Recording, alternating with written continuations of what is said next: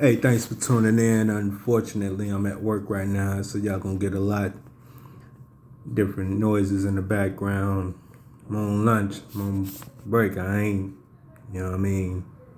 violating no rules by doing this. So, hey, it is what it is. Just wanted to let y'all know. Welcome to Spoken Words Heard. Under the umbrella of Operation Reaching Out LLC. We'll chop up to that. You'll get to know that in a little while. But right now, man, I just want to give an introduction, man, more so my testimony, man, of who I am and where I am. I'm known as Greg DMC, the main child on the mic. Go from rapping, hip hop, gangster to spoken word, and all of that. I'm a licensed and ordained minister. Now recently certified life coach. So that's another entity, just something to keep improving myself. Also being able to be available to others, man. My whole goal is to reach out, each one, reach one has a whole lot of different meanings, if you know what I mean. If you don't, then maybe you'll grasp it from this.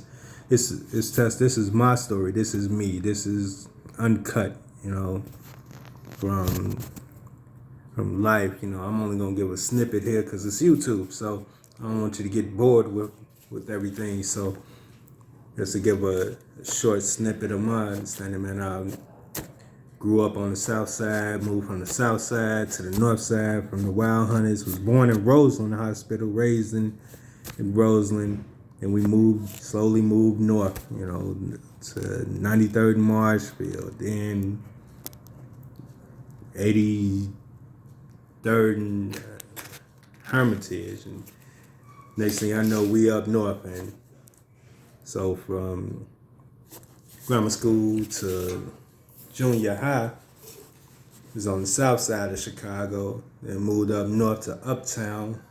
I graduated from Orion Middle, so and seeing high school up north, so give an idea. But we lived in Uptown, went from basically one ghetto to another. We moved up north, and it was police in war with the gangs, and the gangs in war with the police, shooting back and forth. So that was that. Either way, went to school, whatever. I didn't really join the gang. That wasn't really my thing. My brother was in the gang. Cousins was in gangs, so it didn't make sense for me to be in the gang because they was all in different gangs. So it didn't really matter to me. My thing was hustling and getting money, getting paid some type of way, any kind of way for that matter. Whether it was people to merchandise, drugs, you name it. Never sold heroin though. That wasn't my thing, man. That was my old man, God rest his soul, had a heart attack and died on that. That was his. He ain't down on that, but that was his drug of choice, and I seen what it did to him. So I vow never to put nobody through it. Needless to say, fast forward, go to church and find Jesus and do the church thing, get caught up in the church thing, decide that I wanted to lead a church and go save the hood. I ain't see no churches in the hood, so I figured, hey, I'll go save the hood. Go out to the street corners of the blocks with the guys selling drugs, cane banging, hanging out, foot soldier for the Lord, Before I knew it, I was engulfed in me trying to save the hood ended up saving me, for that matter. Ended up becoming one of the biggest drug dealers on the north side of Chicago. And went through a whole wide range of things, being shot at, robbed, locked up, back and forth. It wasn't until last time I got locked up that I was like, you know what? Let me see something different. And it's solely because police put 13.6 grams of heroin on me. They say, Smiley, we've been looking for you for over a year now. They ran in my mama's house while I was watching her house for the maintenance man to come in. Just so happened that I'm sitting there watching Smoking Aces 2, smoking a blunt. Sure enough, they run in the crib, guns blazing. get on the ground, this. I'm like, wait, whoa, what you on? What you talking about? Just so happened that like a week before that, man, I had smoked some leaf and lost my mind, man. I canceled all debts, had little guys that owe me, man, y'all keep that. People that owe me money, don't even worry about it. It's over with, man. I'm finna do something different with my life, man. I'm done with the game. Decided I was gonna re-register for Truman College again. Sure, but needless to say, police ran in the crib. They had the search warrant for me and everything. Man, we ain't leaving here empty-handed. They searched the house, didn't find nothing, but they put 13.6 grams of heroin on me. They say, Smiley, we've been looking for you for over a year now, man, and we're not leaving here empty-handed, as they say. So I'm like, man, but I ain't even mine. Like, I ain't even touch it. It's a big bag, whatever. So paid lawyer, man, he say, man, Smiley, I'm going to try and get you 6. I'm like, 6 what? I'm going to try and get me 6 days while you figure this out, man? I'm not finna pay you for time. You say, no, 6 years. Your case carry 85% of the time because it's heroin. I'm like, whoa, man, I don't even mess with heroin. I ain't never sold heroin, man. That ain't even been my thing, man. But not only that, man, I'm out the game. So, shoot, you gonna have to, man, miss me with that. He like, well, man, I'm gonna try and get you 6. Well, I ain't gonna be able to pay you for 6 years. The hustler in me is not gonna allow me to pay you to do time in the joint. Just don't make sense. So he say he recused his case, man. I end up doing house arrest, getting house arrest to fight my case on house arrest. And I promise you, man, I'm sitting there in the back of the police car like, man, Lord, if you get me out of this one, I promise you I'm going to change. I'm going to do something different with my life. I ain't going to be the same as I was before. I promise I'm going to do something different. I know I done said this before because every time I done got locked up, I said the same thing. Lord Jesus, if you get me out of this one, I ain't going to do it no more. I promise you I ain't going to do it no more. Sure enough, man, and as the Lord would have it, man, I went to court, ended up getting the house arrest, fighting the house arrest, and fighting my case, man, going back and forth. Everybody I'm talking to now, man, you hit. You finna get some time, you finna do some time, you got a record, ain't no way around it, you finna be locked up forever, man. It's over with, man. You gonna get at least 6 or 15 or something like that, man.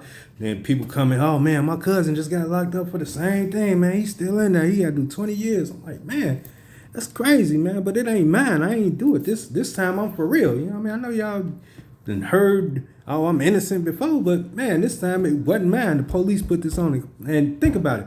Police came from Holman and Fillmore to Sunnyside and Sheridan.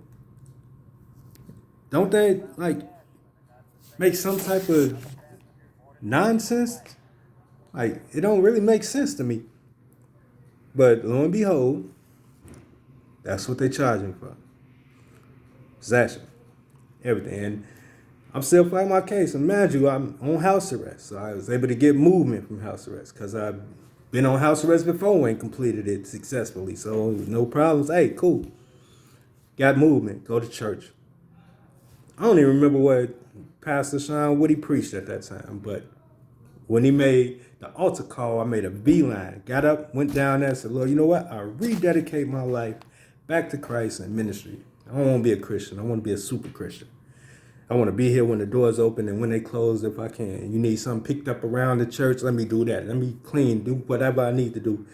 I'll do that just so that I can rededicate. So if I got to go down there and do some time, I ain't going down there alone. That's all I'm just saying. Sure enough, man, now fast forward, go back to court.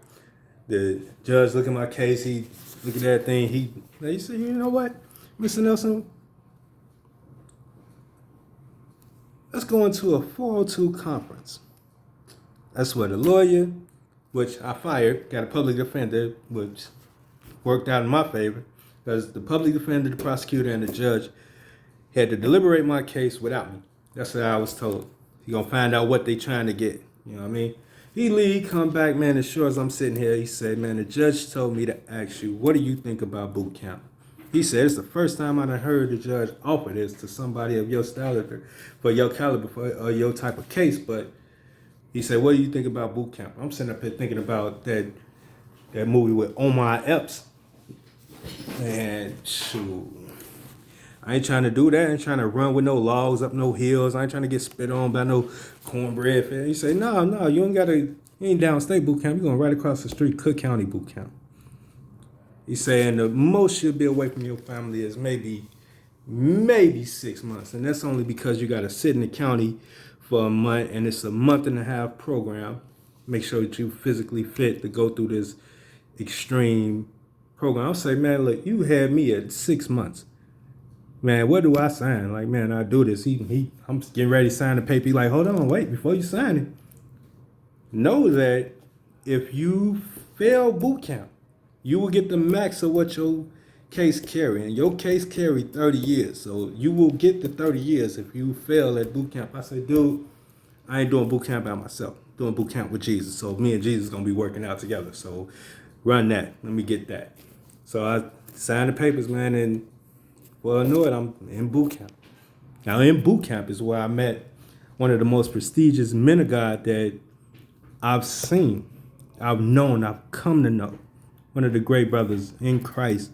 I mean, Corey Buchanan, Pastor Corey Buchanan, for that matter now. Man, took me under his wing, man. And he told me, he had a bunch of different churches coming in every day speaking to us. Now, don't get me wrong, we did a bunch of workouts, push-ups, sit-ups. Smoked is what they called it, because by the time you got done, you was smoked. There wasn't no way around it. So some days you could look at other people and see smoke coming off them because the sweat and the cold mixed together. Man, I can remember it was a time when it was a real bad winter and somebody messed up in one of the bunks. We had to go outside and work out in the snow in our pajamas. So it wasn't like we had coats on or nothing like that. We was getting smoked for real. Needless to say, man, God was good. Glory to God for that matter. When it was all said and done, I told Corey, I said, look, man, I'm going to link up with you when I leave here, if you will allow me to. He's like, yeah, no problem, man. But I done heard this before from a bunch of people. We'll see. Get through boot camp, graduate boot camp. First week out of boot camp, I'm hanging with Corey. Letting them know, hanging with a few other ministries that came to linked up with them, letting them know, look, man, I'm serious about this thing, man. Let's make this happen. So, man, working with them, had house arrest, graduated, got through with house arrest. Now I'm in the ministry. In the ministry at my church, I'm getting promoted to the head of the men's ministry at Outreach, where Pastor Woody, he saw it. He's saying he loaned me out on loan to Corey so that I can help build churches. So I became a church planner.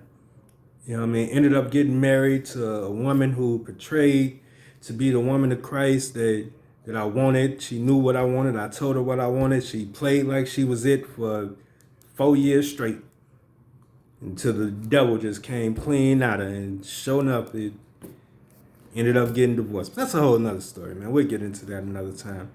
This point of the story is simply to let you know, look, I went from selling drugs, getting locked up,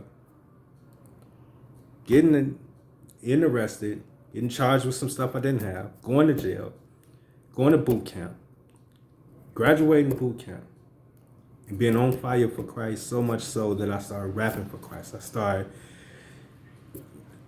my own ministry for Christ. The Operation Reaching Out LLC was me giving homeless people Bibles and toiletries. You know what I mean? It started out just passing out Bibles on the train. You know what I mean? Just sharing my testimony of how good God's been to me, just like I'm doing now.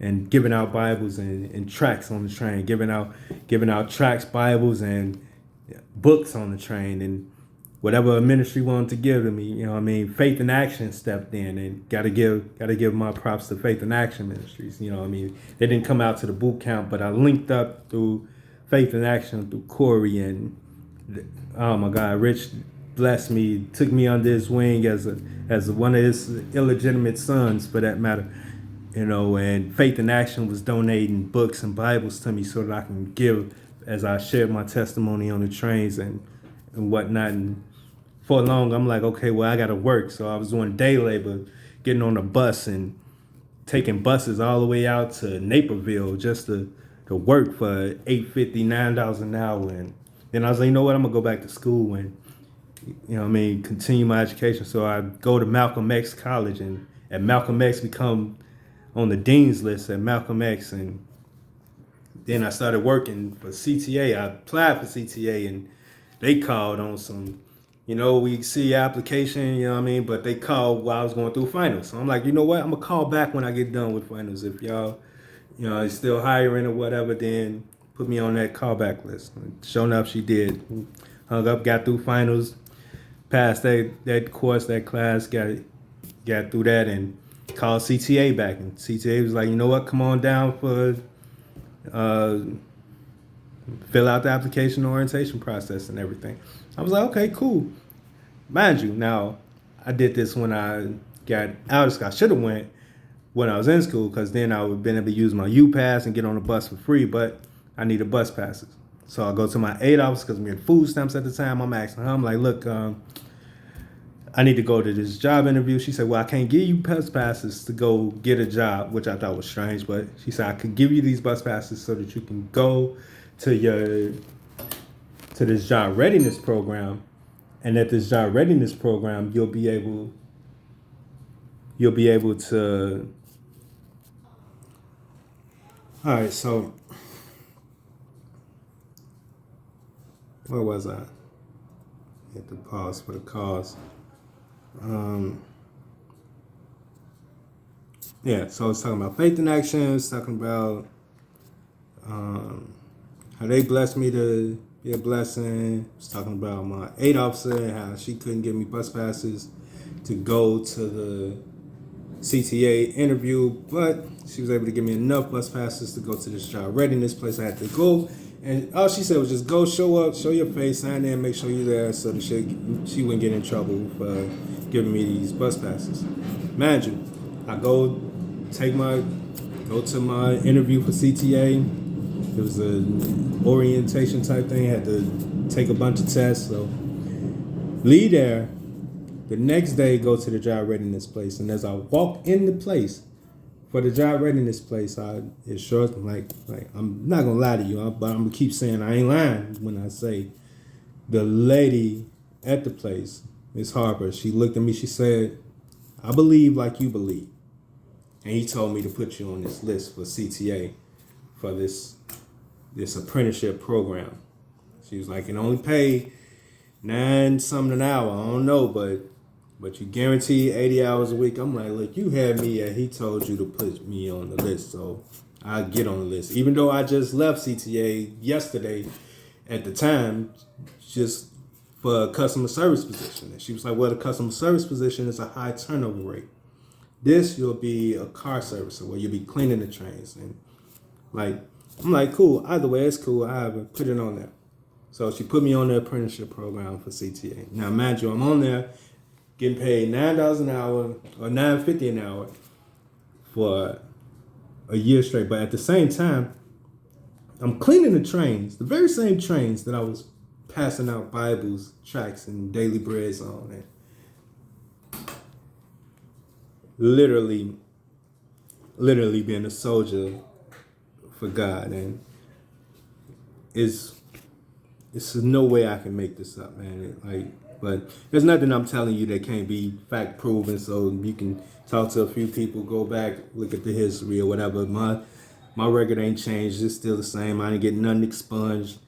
Right now, to this day, fast forward 7 years from that time frame, I'm not only working for CTA, but I'm a full-time employee for CTA. I'm a towerman for CTA. I'm a line instructor for CTA, so I train other people to operate the trains for CTA. And all this is due to the glory of God. I'm not confused about this matter. Working with Corey and Rich to plant churches in Chicago Heights and Gary, Indiana, for that matter. We are part of the ministry, and even to advance to a level where, as though, when I got my divorce, I kind of hurt my feelings because I felt like I got shunned from the church, and felt like I had to fall back from church in the in the general aspect of it. Now, and in hindsight, I understand. I understand the dynamics of it, the politics of church. So that's understandable. All right. So as you can see, I just had another break. All right, so we're at a 20-minute past mark. If you got questions, leave the comments in the bottom. This is the first video, so it's merely an introduction to me and YouTube and you for that matter. Hopefully you got something out of it. Hopefully you can use it. The whole purpose of this one is to reach out to those that's been going through something or know somebody that's been going through something, man, been locked up, giving up on life, don't want to go out and get a job, don't want to go out and try, don't want to try to apply themselves. Man, it's other stuff out here. The apprenticeship program, but CTA have advanced to the point where as though they got car services and janitors. And so long as your background, they even got programs out here where you can get your background expunged if it's too bad for that matter. So it's no excuses, man. This is the no excuse video. Man, I love you. There's nothing you can do about it. Hopefully you understand. If not, you can overstand. Then get it later. Tune in to Operation Reaching Out.